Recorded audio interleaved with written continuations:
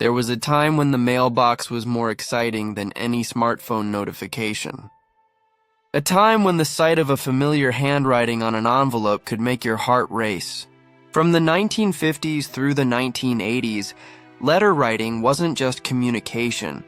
It was a lifeline, a way of sharing pieces of yourself that could be treasured forever.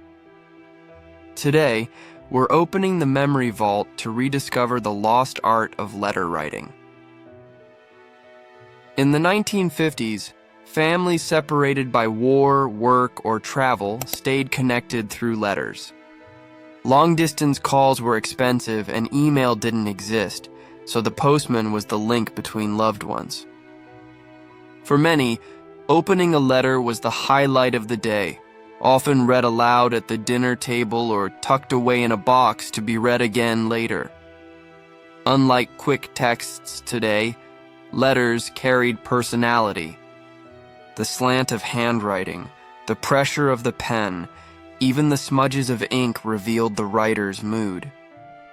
Some letters were written on scented stationery, carrying not just words but memories of perfume, homes, or people. Every envelope held a part of the sender's world. Perhaps nothing captures the romance of letters more than love letters. Soldiers in the 50s wrote to sweethearts waiting back home, while in the 70s and 80s, couples often exchanged long letters when distance separated them. These weren't just messages, they were tokens of devotion, kept in shoeboxes, bound with ribbon and revisited for comfort. Letter writing wasn't just personal, it mirrored the times. In the 1960s, activism and social change found their way into handwritten letters as people debated politics and civil rights with friends and family. By the 70s and 80s, pen pals around the world exchanged letters, offering a window into other cultures long before the internet connected us. From fountain pens and inkwells of the 50s to colorful ballpoints and gel pens of the 80s, the tools evolved but the ritual stayed the same. Stationery shops were common, offering embossed paper, monograms, and decorative envelopes. Even stamps became part of the art, with collectors cherishing every unique design. One of the most unforgettable parts of letter writing was the wait.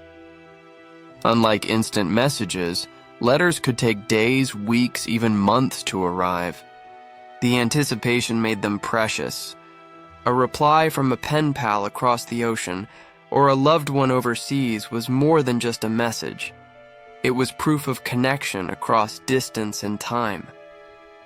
By the late 1980s, technology began to chip away at letter writing. Telephones became more affordable, fax machines appeared in offices, and soon, personal computers hinted at a digital future. The mailbox slowly lost its magic as faster methods took over. Still, many continued writing letters for the joy it brought, holding on to the tradition a little longer. With the decline of letters, we've lost more than ink on paper. Letters carried a permanence that texts and emails lack. They were keepsakes, things you could fold, hold, and tuck away for decades. A handwritten letter could outlive its writer, passing on love, wisdom, or memories to the next generation. Interestingly, letter writing is making a small comeback. Some people embrace it as a way to slow down, disconnect, and connect more deeply. Writing by hand forces us to pause, reflect, and choose words carefully, a skill worth keeping alive in a fast-paced digital world.